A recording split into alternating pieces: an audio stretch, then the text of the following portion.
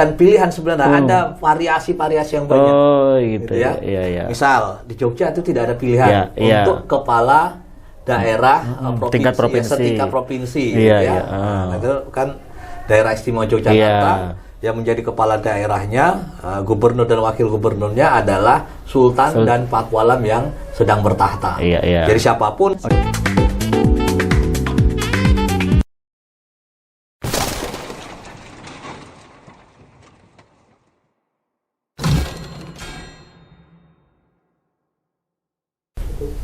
Assalamualaikum warahmatullahi wabarakatuh. Salam jumpa dalam OTT Literasi bersama Mufti. Sobat OTT yang saya selalu nanti-nantikan partisipasinya, bahwa hari ini spesial saya mengundang akademisi. Beliau adalah dosen hukum tata negara, Pak Satria. Assalamualaikum Pak Satria. Assalamualaikum warahmatullahi wabarakatuh. Sehat Pak Mufti? Ya, malah saya yang ditanya nih. Artinya kebalik yang ditanya nih. Sobat OTT, kali ini kita akan ngobrolin tentang demokrasi, dan juga ada kaitannya dengan fenomena hari ini tentang penjabat gitu ya. Adanya penjabat yang karena masa jabatan gubernur habis atau bupati habis, kemudian digantikan oleh penjabat. Tapi sebelumnya ada gambaran yang lebih awal, Pak Satria. Kita kan sudah memilih nih dengan sistem demokrasi yang langsung. Boleh, karena ini demokrasi yang paling demokratis lah ya. Karena ketua pimpinan kepala daerah langsung dipilih oleh rakyat, dan juga wakil rakyat juga sama. Tapi ada hal-hal yang gimana nih dalam hal ketatanegaraan, ketika bisa jadi kasusnya begini Pak Satria. Karena masing-masing dipilih oleh rakyat, bisa jadi nanti, dan kita menggunakan sistem kepartean gitu. Misal ya contohnya, bupati terpilih dengan gubernur terpilih itu tidak satu partai.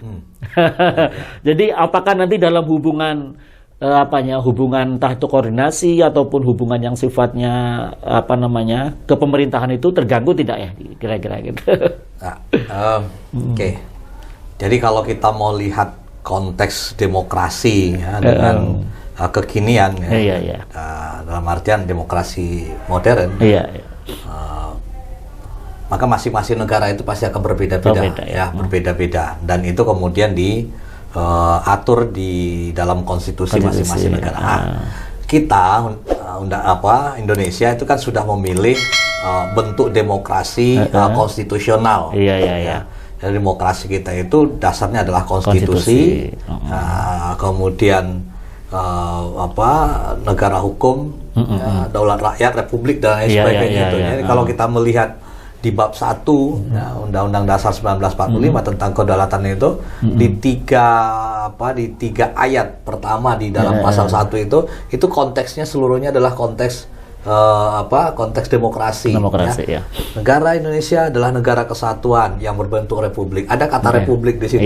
Republik itu kan sesungguhnya gabungan dari dua kata, res dan publika. Res itu artinya kepentingan, publika itu orang banyak. Maka di situ maka mau tidak mau itu sudah menunjukkan bahwa negara kita ini tujuan akhirnya adalah bagaimana rakyat itu mendapatkan porsi yang terbaik dan terbanyak.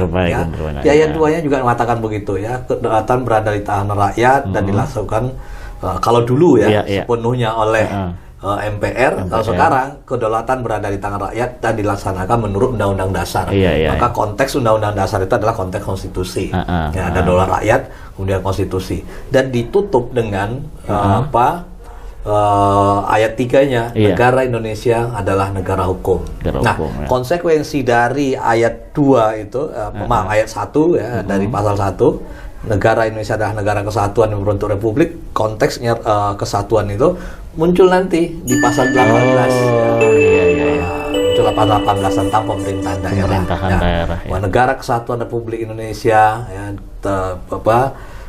dibagi menjadi negara, menjadi pemerintah provinsi, kemudian ada daerah, kabupaten, kota. Yang kemudian ayat berikutnya katakan bahwa pemerintahan daerah itu dipimpin oleh kepala daerah. Itu kan panjang. Nah, kepala daerah itu di dalam undang-undang dasar kita itu dikatakan dipilih secara demokratis. Secara demokratis. Inilah yang kemudian menjadikan dan kita memilih dipilih langsung oleh rakyat itu ya berarti. Nah, dalam konteks demokrasi kita di Indonesia ada pilihan dan bukan pilihan sebenarnya, ada variasi-variasi yang banyak. Gitu ya. Misal di Jogja itu tidak ada pilihan untuk kepala daerah tingkat provinsi, setingkat provinsi, itu kan daerah istimewa Yogyakarta yang menjadi kepala daerahnya, gubernur dan wakil gubernurnya adalah sultan dan pakualam yang sedang bertahta.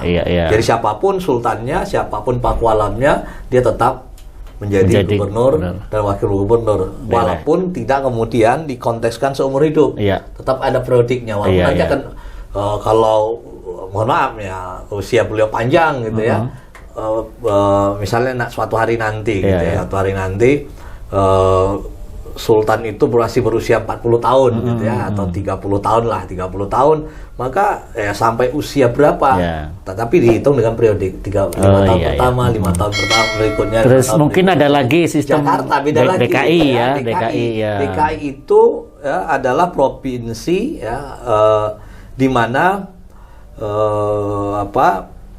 gubernur dan wakil gubernurnya dipilih langsung oleh rakyat, tetapi dengan prosentase yang berbeda dengan kabupaten kota yang lainnya. Kalau kabupaten kota, provinsi yang lainnya, itu siapapun yang mendapatkan suara terbanyak lebih dari 30%, maka dia menjadi kepala daerah. Jadi kepala daerahnya. Tapi Jakarta enggak. Jakarta itu harus 50%. Jadi kalau ada 3 calon, 3 pasangan calon, pokoknya dicari lah sampai 50%. Sampai 50%. Bila perlu tanding ulang ya. Kemarin terjadi ya. Sebelumnya 3 calon kemudian jadi 2 ya. Akhirnya ada pemilu kada 2 orang ya. 2 kali itu ya. 2 tahapan. Tapi wali kotanya enggak ya. Di Jakarta wali kota itu ditunjuk oleh gubernur gitu. Kayaknya lebih enak kayak gitu ya, sehingga kemudian kerja gubernur lebih lancar saat gitu kan. Karena kan dia yang daulat kan, dia adalah rakyatnya itu.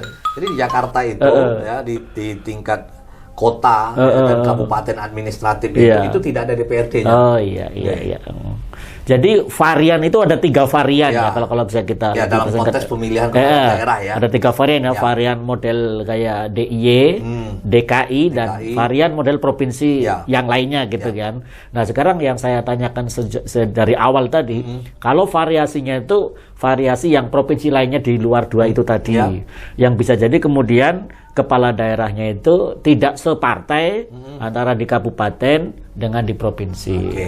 Dalam hubungan kedaerahan bagaimana namanya? Jadi kalau sesungguhnya itu sudah bisa diantisipasi gitu ya, dengan adanya peraturan perundang-undangan yang ada gitu ya, bahwa gubernur dari atas lah ya, bahwa presiden, gubernur, bupati, wali kota itu menjalankan tugas dan fungsi, kewenangannya yang berbeda-beda, yang berbeda-beda.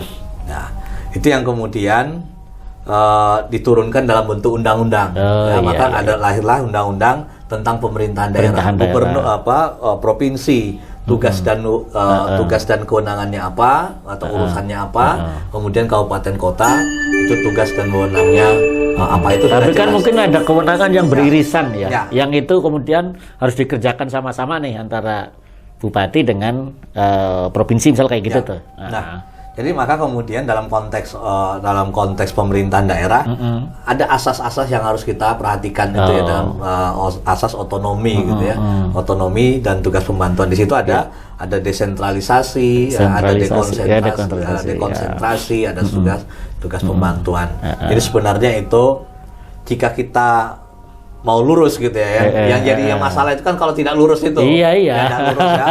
Wah, ada yang merasa bahwa saya gubernur. Kan misal ada kerja-kerja provinsi gitu yang itu kemudian harus melibatkan di tingkat kabupaten tadi. Tapi mungkin bupatinya agak dablek, tidak separtai. Nanti hanya untuk namanya aja yang bagus kayak gitu. Itu mestinya bupati, gubernur gitu ya, ya itu menjalankan fungsi dekonsentrasi. Tapi memang ya Pak ya, gubernur jadi tidak sekuat seperti DKI terhadap daerah tingkat 2 ya, tidak sekuat itu ya. Tidak sekuat itu karena memang dalam konteks yang lebih umum dan luas, otonomi kita itu sesungguhnya ada di kabupaten kota. Berarti provinsi cuma koordinasi aja. Jadi koordinator. Atau bisa jadi kepanjang tanganan dari pusat. Jadi pada prinsipnya lebih pada menjalankan fungsi-fungsi administratif, karena memang pemerintah pusat tidak mungkin bisa melakukan pengawasan yang efektif, dengan melihat wilayah negara yang sangat. Jadi kalau dalam ketatanegaraan, misal dalam perda-perda itu, peraturan-peraturan daerah, tetap menurut Pak Satria tetap maknanya kita tetap bisa mengantisipasi itu dengan berbagai macam aturan hukum tuh ya. Jadi konflik-konflik yang muncul gitu ya. Jadi dalam konteks pembentukan peraturan daerah kan masih ada fungsi dan kewenangan yang diberikan kepada provinsi, kepada daerah gitu. Dan kepada berarti perlu ada sinkronisasi sinkronisasi antara perda di tingkat kabupaten dan di tingkat provinsi. Gitu. Namanya verifikasi itu. Dilakukan verifikasi dan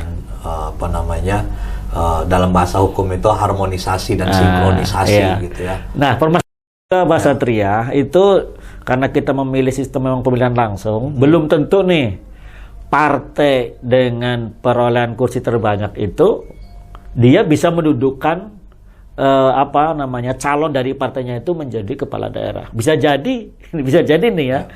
Calon kepala daerah yang diusulkan bukan oleh partai pemenang itu malah dia yang jadi. Nah, kira-kira dalam hal koordinasi antara DPRD misal dengan kepala daerah, kan ada masalah tuh misal kayak gitu. Nah, gimana tuh kemudian untuk mensikapi ini dari sisi hukum? Jadi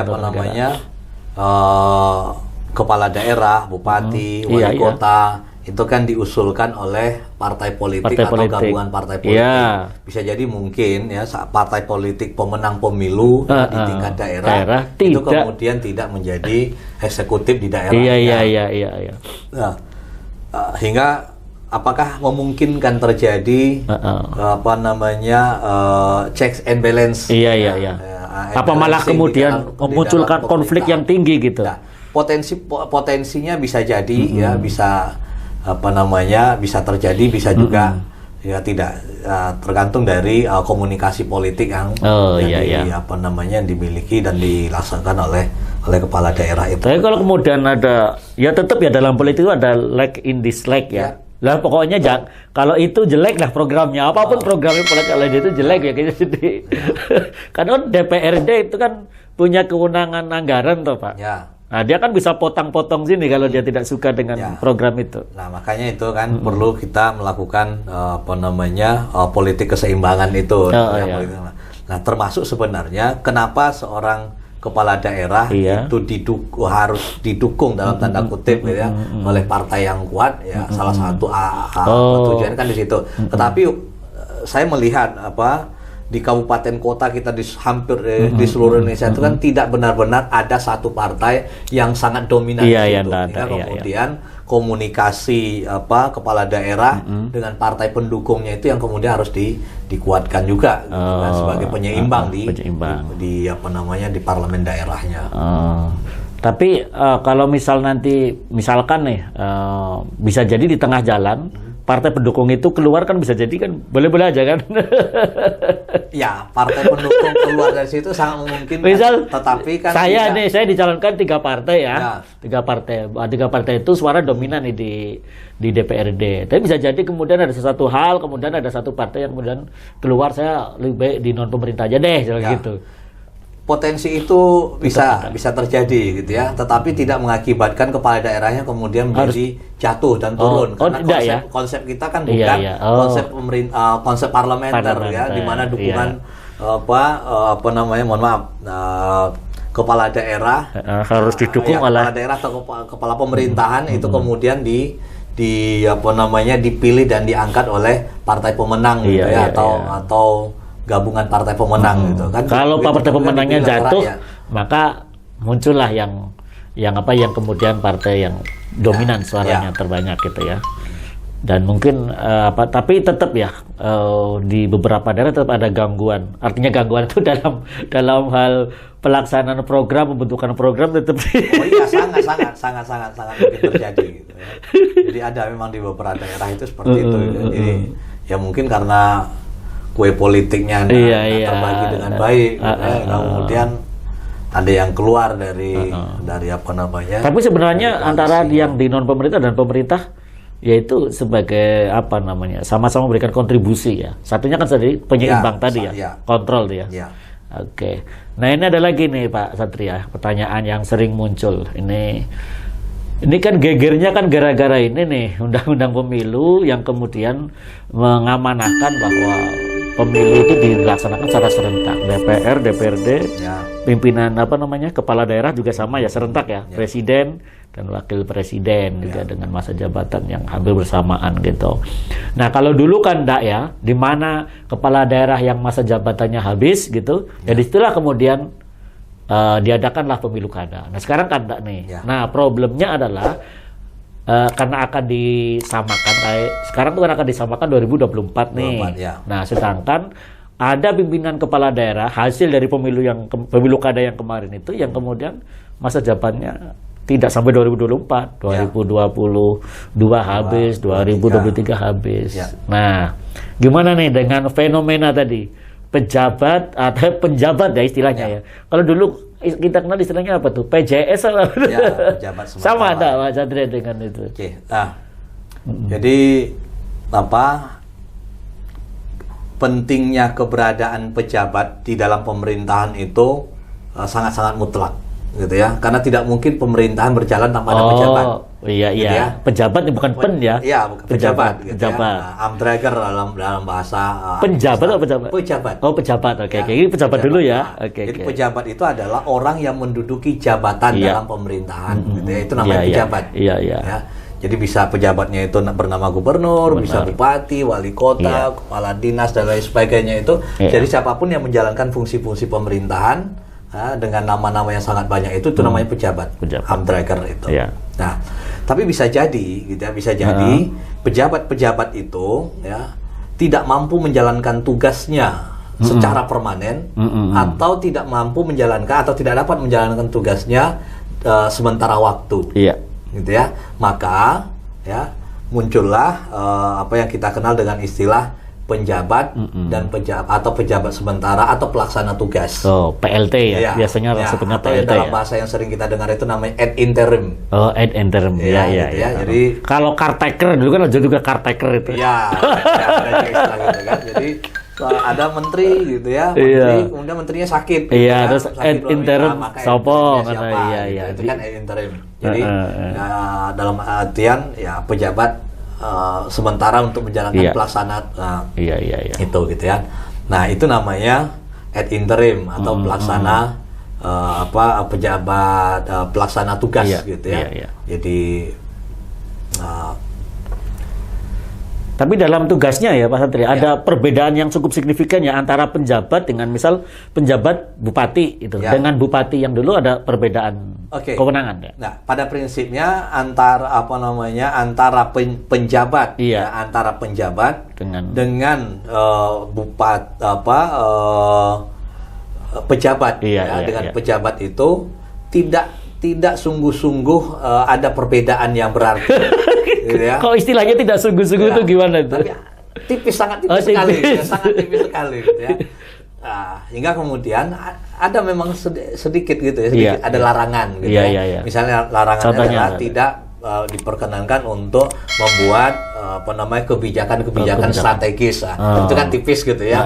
Nah, untuk yang lain dia bisa misalnya dia punya kewenangan untuk mengajukan perda gitu, perda kalau di daerah, atau kemudian mengesahkan peraturan daerah yang sudah mendapatkan persetujuan bersama, itu bisa dilakukan. Mengusulkan anggaran itu masih bisa dilakukan oleh penjabat itu. Jadi karena dia memang menjalankan fungsi itu disebabkan karena pejabatnya memang tidak ada secara permanen. Kalau ini kan memang disengaja nih. Kalau yang tadi kan dalam bayangan saya mungkin bupatinya meninggal ya, atau wakilnya juga meninggal atau sakit yang dia melaksanakan tugas kan. Nah kalau yang ini memang sengaja karena kemudian mau di apa nih ya dipilih 2024 sedangkan jabatannya habis ya. Gitu. Kita nggak tahu juga apa namanya politik hukum di balik itu apa yang sebenarnya yang diinginkan oleh pembentuk undang-undang ya. Itu kan memang undang-undangnya kan Undang-Undang Nomor 10 tahun 2016. Nah, kalau yang tadi tidak boleh membuat kebijakan strategis ini kalau bolehlah dikasih gambaran yang misal yang strategis itu yang apa yang dia tidak boleh membuat kebijakan. Oke, kebijakan strategis itu misalnya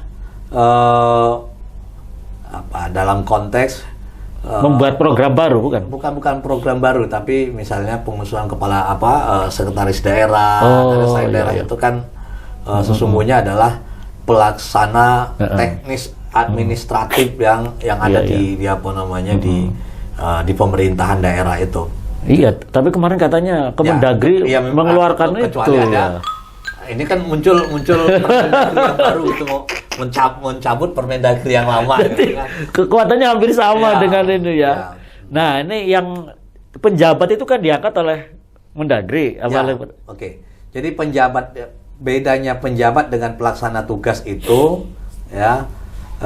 Kalau dia pelaksana tugas itu karena itu diambil dari yang di bawahnya. Ya, karena dia sebenarnya satu paket misalnya bupatinya bupatinya sakit atau kemudian terkena kasus hukum tidak mampu menjalankan itu pelaksana tugas. Maka kemudian wakil bupatinya itu diangkat sebagai pelaksana tugas menjalankan fungsi itu. Tapi kalau karena mereka kalau masih satu paket dan masih mampu menjalankan semua fungsi dari bupati itu gitu, atau dari gubernur kalau dia tingkat gubernur.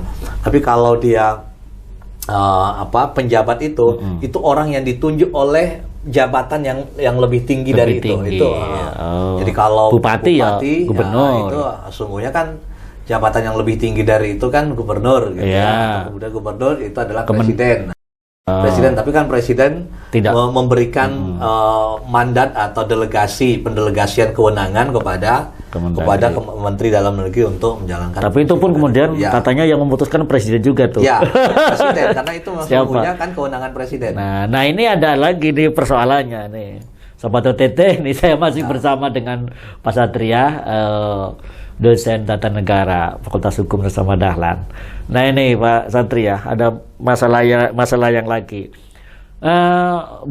Gubernur yang dulu atau bupati yang dulu itu berbeda nih partainya dengan yang di atasnya itu. Taruhlah kalau gubernur berbeda dengan presiden yang menguasai itu. Nah tentu kan ketika presiden mau memilih tuh yang penjabat itu, tentu yang minimal yang ngeh lah dengan itu gimana Pak Satria gitu. Jadi kalau kita melihat bagaimana cara menjalankan negara atau pemerintahan itu kan sesungguhnya pertama kan harus tunduk dulu pada ketentuan aturan-aturan gitu ya. Ketentuan aturan atau perundang-undangan yang ada. Dia memenuhi syarat tidak misalnya itu kan kalau untuk jadi penjabat gubernur gitu kan disebutkan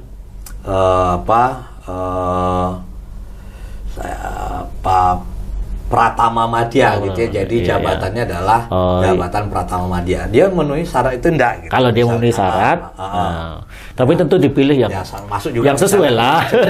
Cerita-cerita tentang apa namanya, ini ada tentara aktif, polisi aktif, misalnya ditempatkan misalnya. Tapi nanti tentu ada tadi apakah dia memenuhi syarat atau tidak. Walaupun nanti pilihannya tentu yang seirama lah, yang serak ya. Ada juga itu faktor politiknya kan ada. Lah ini yang jadi persoalan kan mungkin rakyat. Tapi rakyat masih bisa mengontrol nih walaupun dia penjabat. Masih ya. Yang namanya pemerintahan itu kan tetap harus ada kontrol. DPR tetap bisa DPR tetap bisa memainkan. Kalau di daerah. Tapi dia tidak boleh membuat program baru. Apa betul boleh? Bisa sangat mungkin kan. Tapi kalau tadi Pak Satria mengatakan bahwa dia bisa kok mengusulkan perda misalnya gitu. Ada nggak kemungkinan kemudian dia itu karena dia bolehlah pesanan atas lah karena kan tadi ada suka dan tidak suka yang atas itu. Kemudian kalau kebijakan gubernur kemarin ataupun bupati kemarin itu tidak disukai sama yang atas dalam tanda petik itu, bisa nggak kemudian keluar perda-perda yang membatalkan itu? Jadi kalau perda itu kan ada kekhawatiran kayak gitu nih. Jadi, kebijakannya sebaliknya nih. Jadi satu perundang-undangan itu kan ada asas gitu ya. Iya. Ya, salah satu asasnya itu adalah dalam bahasa supaya mudah dipahami, asas tidak dapat diganggu gugat. Jadi siapa yang membentuk, maka dia yang boleh mengubah. Iya. Ya, kalau dia perda dibentuk bersama oleh dengan DPR, oleh kepala daerah dengan DPRD-nya, maka yang boleh mengubah itu adalah setingkat dengan perda itu. Yaitu yang kemudian kita kenal dengan nama